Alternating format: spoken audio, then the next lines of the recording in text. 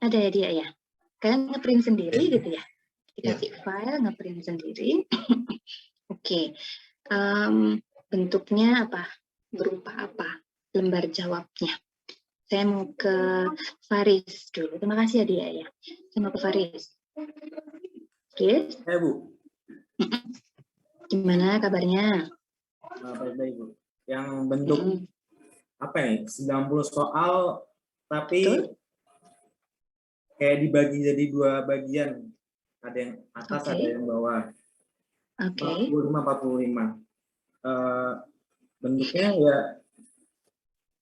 Bentuknya ya soal biasa. Kayak biasa. Bentuknya pernyataan ya, bentuknya itu soalnya. pasangan. Ya, bukan. A atau B. Ada pilihan, pernyataan A dan B. Oke. Saya share screen, semoga udah bisa nih. Ya gini, udah nampak yang saya share screen-nya? Mbak ya? Kelihatan teman-teman? Terbaca? Oke. Baik, Papikostik itu kepanjangannya Perception and Preference Inventory. Ya, Perception and Preference.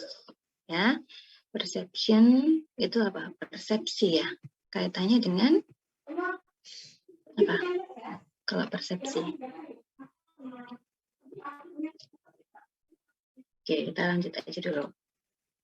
Nah, kalau ngomongin tentang Papikostik, Kostik itu nama penciptanya ya, Martin Kostik gitu. Tapi mengambil apa yang namanya teori awalnya dari Murray ya, teori dari kebutuhan.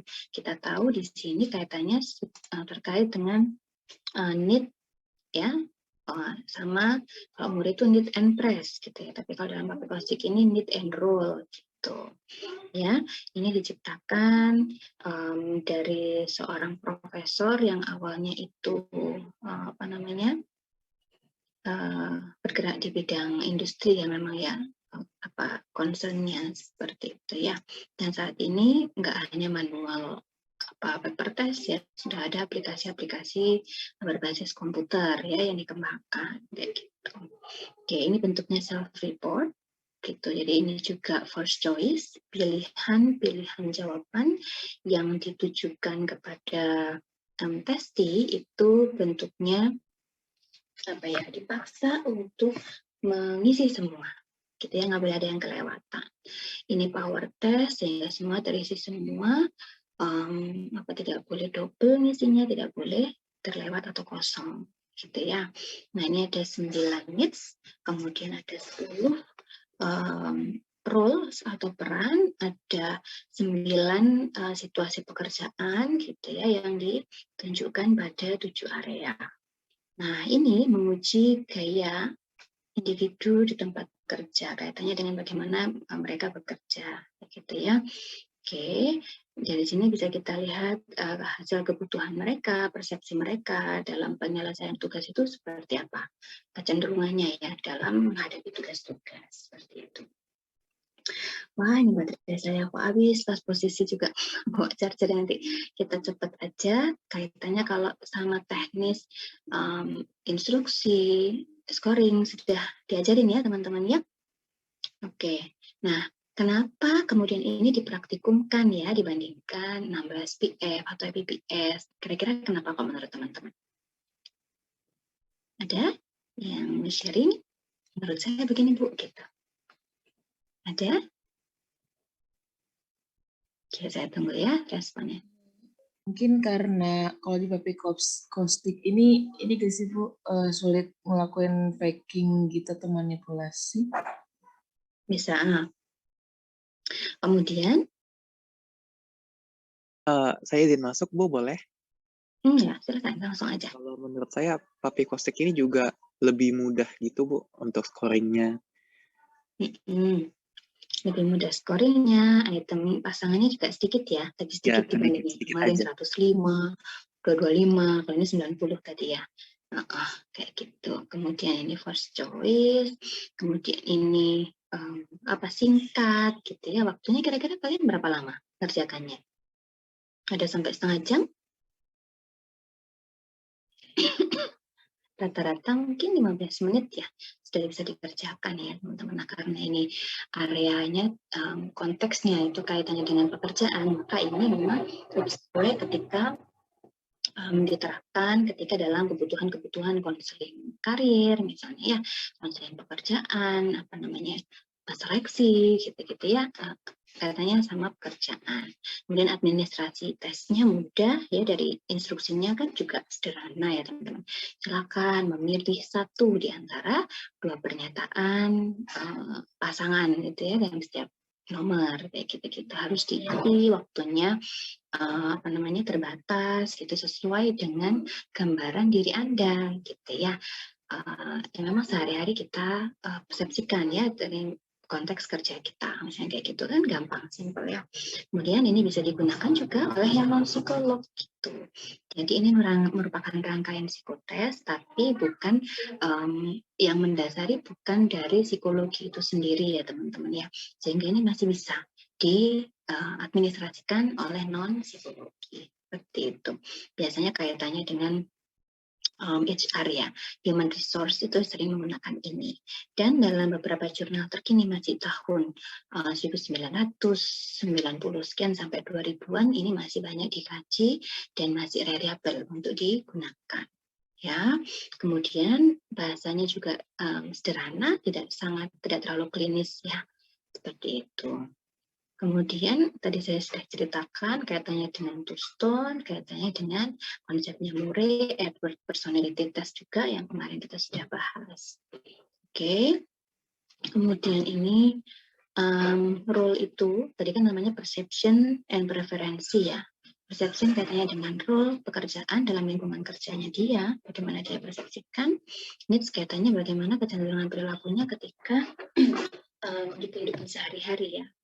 Kebutuhan, keinginan yang cenderung dia rasakan gitu ya dalam sehari-hari secara praktis. Ini yang diukur. Nah, dalam satu area kerja itu bisa jadi dua-duanya role, bisa jadi variasi atau kombinasi role dan needs seperti itu. Karena kalau kita bekerja gitu ya, misalnya dalam area kepemimpinan gitu ya. Nah, peran kita sebagai pemimpin gitu ya. Kemudian needs yang dibutuhkan di peran sebagai pemimpin apa gitu ya. Oh, kemampuan memutuskan gitu ya. Kemampuan untuk mengendalikan, mengarahkan. Nah, ini yang kemudian kita pelajari di hari ini. Kemudian ini pembagian skalanya 10 aspek role, 10 aspek needs gitu ya. Oke, definisi masing-masing ada di slide berikutnya. Oke, administrasi tes sudah tidak perlu saya sampaikan. Ini bisa dilakukan secara individual maupun klasikal, gitu ya. Kalau kita di situasi daring, luring ya, situasi senyatanya, kalau kita tes, biasanya itu bentuknya paper test. Ada buku soal, ada lembar jawab secara kertas, gitu ya. Kemudian kertasnya terdiri dari 2 halaman bolak-balik. Jadi kalau kalian tes, biasanya nggak ada masalah sih kalau cuma ada lembar jawabnya aja. Halaman kedua cakramnya nggak ada masalah, nggak apa-apa. Gitu ya. Karena kan fokus kita untuk tes di pengisiannya kan di lembar pertama saja, halaman pertama. Nah, cakram itu adalah area untuk scorernya, ya, untuk yang men-scoring. Gitu. Pun ketika kalian daring, gitu ya, misalnya mengerjakannya pakai Google Form itu bisa banget, gitu ya. Nanti kita tinggal pindahkan hasilnya ke cakram itu untuk memudahkan membacanya, gitu ya. Kemudian waktunya terbatas. Nah, ini untuk memotivasi gitu biar testi itu fokus, serius gitu ya, bisa menyegerakan, menjawabnya secara spontan aja gitu ya, karena respon spontan itu lebih menggambarkan diri pribadi masing-masing. Dibandingkan kalau kebanyakan mikir gitu ya, dihapus gitu ya, mikir baca lagi pernyataannya dipilih, nanti dihapus lagi, nah itu tidak spontan. Kemudian ini instruksinya, pilih satu dari 2 pernyataan yang ada, pilih yang paling sesuai gitu ya, bukan yang umum atau sewajarnya kita pilih oleh masyarakat gitu-gitu. Caranya dengan melingkari. Ya, kalau Anda, ini ada gambar di atas instruksi itu ada gambar kecil ya, potongan dari satu nomor pengerjaan. Kalau mendatar itu jawaban A. Ya, panah mendatar itu jawaban A. Tapi kalau panah diagonal atau miring itu jawaban B.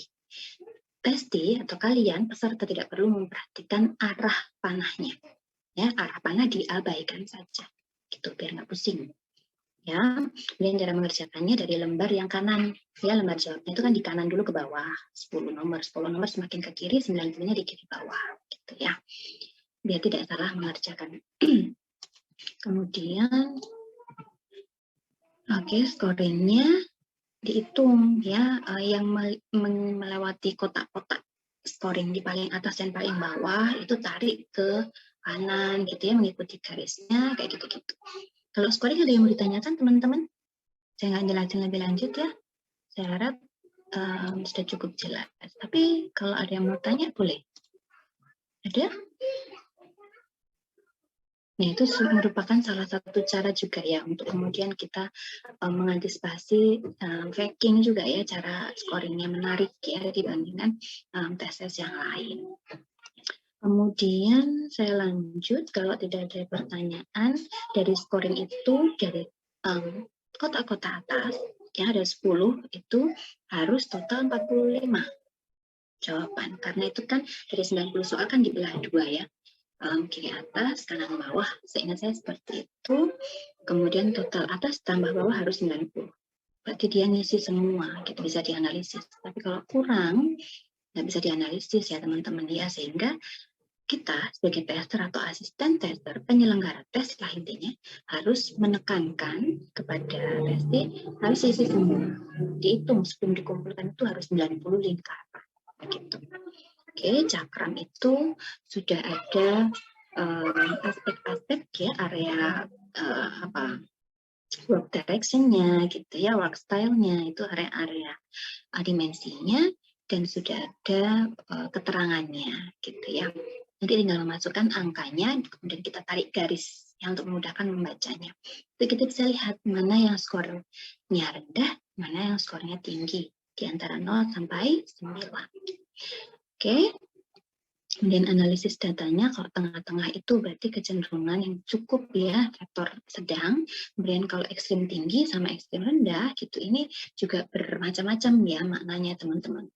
Kalau pada aspek yang kayak agresif itu ya, agresif itu semakin dia tinggi di situ berarti pengendalian emosinya kan semakin rendah gitu, semakin tinggi skornya berarti semakin rendah semakin negatif gitu intinya. Jadi skornya dibalik ya, ada saya lupa aspek E sama K kalau nggak salah ya teman-teman ya, nanti kita cek di slide berikutnya. Kemudian aspek yang diukur tadi ini ada 7, ada followership, temperament, lifestyle, social nature gitu-gitu ya. Nah, kita bahas di slide berikutnya. Oke, ini penjelasannya. Ini ketaatan, kaitannya sama apa tadi barusan, followership ya, ketaatan F sama W. Nah, F itu apa? Ya, oke.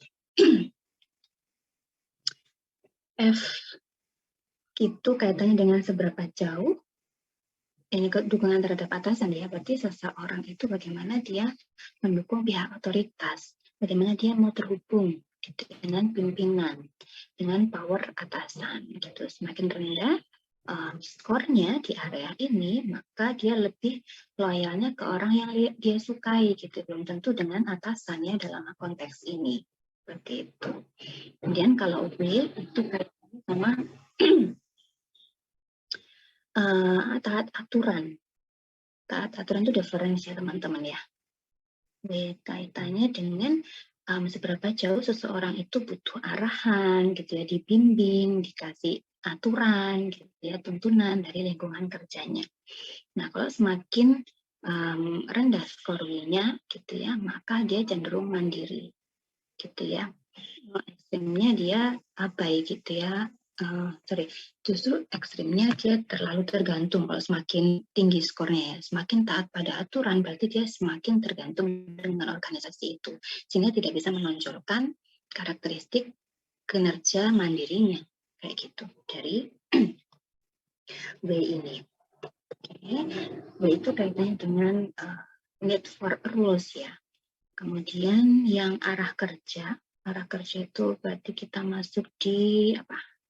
Work direction ya. Nah, ini ada 3 yang diukur. Teman-teman sambil baca cakramnya ya. Insya Allah penjelasan saya ini pembagiannya sudah benar. Kalau ketaatan ada F sama W. Benar ya teman-teman ya? Soalnya saya nggak bawa cakram juga. Betul ya? Tolong ditanggepin teman-teman, biar saya juga nggak ngomong sendiri di sini. Iya Bu, betul Ibu. Betul Ibu. Betul. Nah, kalau work direction, arah kerja itu ada 3 ya. Ada terkait needs, needs-nya ada 2.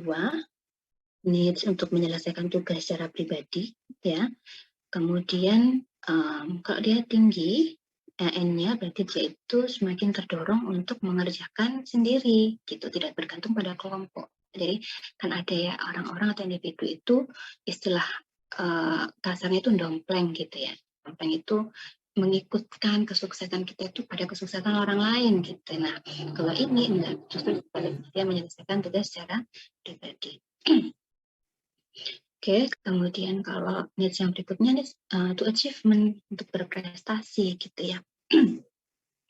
Ini kaitannya sama seberapa besar dorongan seseorang itu untuk sukses gitu. Itu ada yang mengartikan achievement atau prestasi, ada juga yang mengartikan sebagai ambisius gitu ya. Dia berkomitmen dalam mencapai tujuan kerja. Seperti itu. Kemudian kalau kaitannya sama G itu pekerja keras gitu ya. Seberapa jauh dia mempersepsikan, jadi kan role itu kan kaitannya sama persepsi. Bahwa dia menilai dirinya itu sebagai pekerja yang keras gitu ya, menyelesaikan tugas sampai akhir gitu ya, dengan cara-cara yang sesuai, misalnya seperti itu. Semakin dia skornya tinggi ke 89 gitu ya, dia semakin kerja keras gitu ya. Tapi kalau semakin rendah maka akan semakin kecil, semakin semakin rendah persepsi dia tentang komitmen mengerjakan tugas. Baterai saya udah habis. Oke, ini cepat aja, kurang 2-3 slide. Nah, kalau kaitannya saya sama leadership, kepemimpinan, itu satu needs ya, ada 2 peran di situ. Peran sebagai pemimpin itu punya peran untuk memutuskan gitu ya, dan kemudian di situ kita mengendalikan orang lain. Ya, bisa kita pahami lah kalau pemimpin itu bagaimana kemudian dia bisa menerima perannya ya, sebagai pemimpin yang kuat, percaya diri misalnya seperti itu. Kalau sebaliknya gitu ya, yang L-nya rendah, maka dia tidak berkomitmen untuk memimpin gitu, justru menghindari hal-hal terkait dengan memimpin kayak gitu ya, nggak berminat dalam menampilkan peran dia sebagai pemimpin. Kemudian yang kaitannya dengan pengambil keputusan gitu ya, ini peran seseorang untuk bisa bertanggung jawab mengambil keputusan ini diambil dari logika berpikir, itu juga dikaitkan dengan hasil tes intelijensi. Apakah pengambilan keputusannya itu berdasarkan analisis dan informasi yang cukup, ataukah lebih pada ambisius atau intuisi gitu kan ya, beda lagi. Nah, makanya biasanya pakai kostek ini kita sandingkan gitu ya. Kita ada double check itu dengan DISC biasanya. Juga bisa dengan tes grafis gitu ya teman-teman ya. Oke, kemudian bisa dibayangin ya kalau mengambil keputusan tapi kemudian rendah skornya gitu ya, sehingga dia sering menghindar untuk mengambil keputusan atau cenderung ngikut aja deh, follower aja deh kayak gitu ya. Kalau yang skornya tinggi ya pastinya dia pede banget gitu ambil keputusan. Kemudian kaitannya dengan PP itu masuk needs ya, needs untuk mengendalikan orang lain. Bagaimana dia punya keinginan untuk mengambil kendali atau menggerakkan gitu ya, atau mendominasi. Oke, kemudian kaitannya sama activity, ini biasanya di cakram kanan atas ya, ada 2 di situ, ada T sama V. PACE gitu biasanya kayak kita menyebutnya itu PACE, kaitannya dengan kecepatan kerja. Ini juga bisa di cross check dengan Kraepelin ya, Kraepelin mungkin kalian di mana tes kognitif ya, Krepin akan dikenalkan. Di situ Krepin ada 4 area yang diukur, salah satunya ada kecepatan kerja. Apa namanya, pangker ya, kecepatan kerja itu pangker. Nah di sini semakin tinggi T-nya gitu ya, maka semakin cepat kerjanya, sigap kalau ada tugas gitu ya, segera mengerjakan gitu ya. Tapi tidak selalu dibarengi dengan intelijensi yang tinggi gitu ya. Sehingga ini apa namanya, kita perlu cross-check lagi tadi dengan beberapa alat tes yang lain. Nah, kalau yang V, vigorous ya, kaitannya dengan berapa jauh seseorang itu tertarik dengan aktivitas-aktivitas fisik ya, disibukkan secara fisik seperti itu. Kalau semakin rendah, maka dia akan lebih cenderung pasif, gitu ya, menunggu pekerjaan, kayak gitu. Jadi bayangkan ya. Oke, kemudian kaitannya sama pergaulan, apa relasi di sini ya. Apa istilahnya kalau yang kan bawah sendiri itu apa kalau di cakram? Aspeknya apa namanya? Teman-teman. Social nature ya. Oke, social nature di sini ada SPOX ya. O-nya apa? O-nya itu katanya sama closeness, keterbukaan, kedekatan, ya, kebutuhan untuk menyayangi lain, akrab, hangat, ini orang-orang kecenderungannya ekstrovert, ya, nyaman banget ya kalau bersosialisasi dengan orang banyak, gitu, masyarakat luas, gitu. Nah, skor tinggi di atas 5 ya, 6 ke atas itu menunjukkan sangat berpikiran bahwa orang lain itu penting gitu ya untuk mereka. Mereka tuh punya kepekaan, punya keinginan terlibat ya dengan kebutuhan orang lain. Kemudian kalau semakin rendah, dia cenderung relasinya itu cenderung sempit, terlibat one on one itu apa, lebih ke pergaulan yang 1:1 aja gitu ya, relasi nggak banyak orang gitu ya. Itu lebih nyaman buat mereka yang skornya rendah. Kemudian cenderung kurang nyaman di kelompok gitu misalnya ya, ini yang skornya rendah. Nah ini sama dengan yang B ya, berkebalikan dengan B, seberapa jauh seseorang butuh berada dalam suatu kelompok. Nyaman biasanya kalau kita diseleksi kerja, kalau sekarang kan zamannya bukan lagi kompetitif teman-teman ya, tapi kolaboratif gitu ya, teamwork. Nah ini penting, ini sering kita perhatikan bagian B ini ya. B ini katanya need to belong with group gitu ya, seberapa jauh dia bisa terlibat dalam kelompok, aktif gitu ya.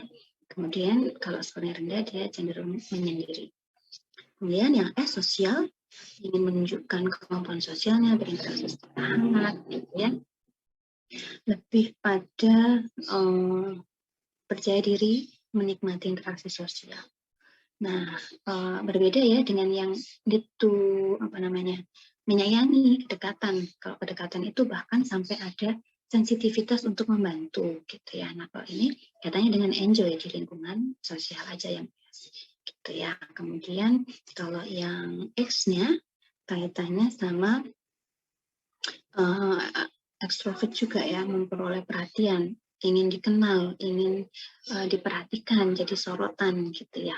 Jadi skornya yang tinggi ketika dia keluar dirinya, ketika dia diperhatikan oleh orang lain. Nah kalau semakin rendah maka dia cenderung pemalu.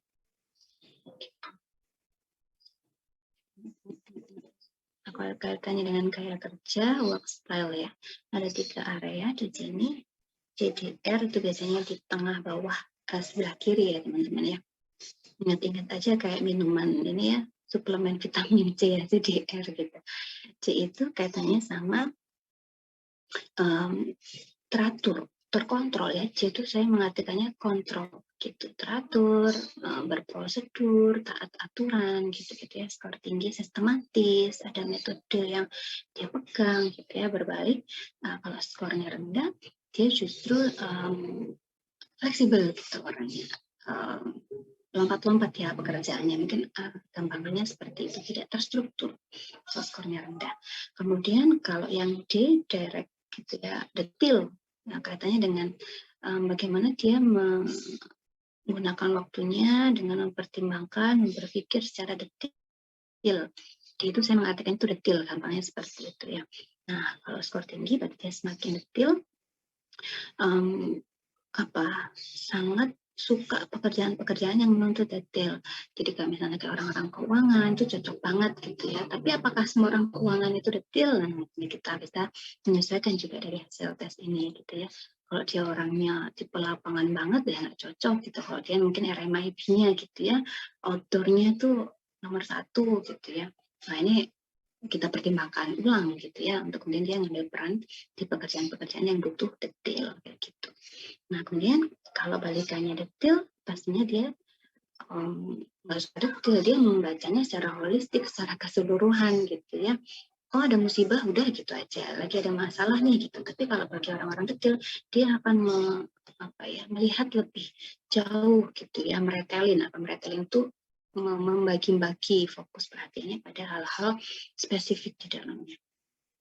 Kalau tipe yang teoritis, yang R itu orang yang teoritis itu kan analis ya, menyesuaikan antara apa yang dia tahu secara teori, dia analisis, kemudian dia refleksikan dalam pekerjaan ini seperti apa, kayak gitu. Nah dia punya pemikiran-pemikiran yang kuat, gitu ya, cara pandangnya luas, abstrak gitu. Nah kalau skornya rendah, maka dia akan cenderung berpikirnya nggak usah dipikirin deh gitu ya, kita ngelaksanain aja gitu ya, lebih menyelesaikan masalah berdasarkan atau mengerjakan tugas itu secara pengalaman, intuisinya aja gitu ya, intuisi atau pengalaman kerja. Mungkin orang-orang yang rutin gitu ya, karena dia sudah 5 tahun bekerja di bidang itu sehingga dia udah pengalaman gitu, jadi dia kalau disuruh dalam pekerjaan yang lebih analitis dia akan kesulitan dan seperti itu. Oke, kemudian katanya sama sifat ada ZEK, ini yang kiri tengah ya. Itu ada Z, atret untuk berubah. Nah ini yang dibalik ya skornya teman-teman ya. Saya lupa nih cakramnya, saya nggak sempat buka cakram. Ini kemudian kaitannya dengan orang yang berubah-ubah itu kan kayak jalan hidupnya tuh zigzag gitu ya. Jadi kayaknya kita bisa mengartikannya itu lebih gampang itu zigzag, mudah berubah-ubah gitu ya. Nah, seberapa jauh orang suka variasi gitu. Jadi kalau skornya tinggi, coba dilihat di cakram. Kayaknya ini dibalik ya teman-teman ya. Kalau seingat saya skornya dibalik, benar ya? Kalau biasanya 9-nya itu di paling atas, ini 9-nya pindah ke bawah ya, semakin ke pusat, betul ya? Iya Ibu, kebalik. Oke, dibalik ya. Jadi kalau semakin seseorang itu skor zigzagnya itu tinggi gitu ya, maka dia semakin dalam mengerjakan tugas itu nggak bisa kalau dalam tugas terstruktur gitu ya. Oke. Sebaliknya tadi ya, kalau dia nilainya rendah, maka dia akan semakin rutin, semakin stabil gitu.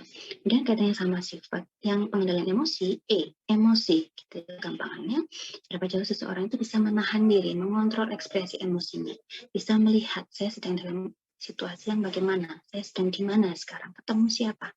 Nah, orang dengan pengendalian diri yang tinggi, yang tinggi, dia bisa menjaga ekspresi emosinya, pemikirannya gitu. Dan sebaliknya kalau skornya rendah, dia akan meletup-letup gitu ya, akan mengekspresikan apa yang dia rasakan. Kalau lagi happy, ditunjukin happy-nya gitu. Kalau dia lagi mangkel, tunjukin mangkelnya. Jadi nggak selektif dalam melihat situasi, khususnya di lingkungan kerja. Penting pada hal ini ya.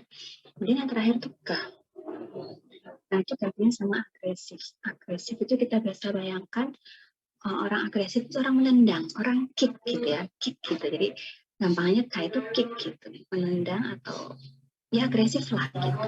Dia tidak bisa menyampaikan dengan bahasa yang bisa lebih diterima oleh orang lain gitu. Bagaimana dia punya kekuatan emosi.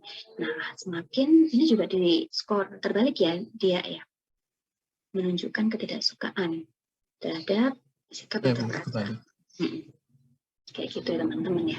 Dia semakin 9 itu semakin ke pusat ya, semakin jelek ya, semakin dia mudah tersinggung, reaktif, agresifnya semakin tinggi. Tapi kalau semakin ke 0, itu juga nggak bagus juga ya, karena kita akan menjauhi masalah gitu ya, kita akan tunduk patuh gitu karena kita nggak mau terlibat konflik. Nah kayak gitu. Padahal konflik itu perlu juga kapan situasi kita butuhkan juga gitu ya. Oke, mungkin itu penjelasan dari saya. Nah ini sudah habis slide-nya. Sampai sini ada yang mau didiskusikan? Ternyata ya udah.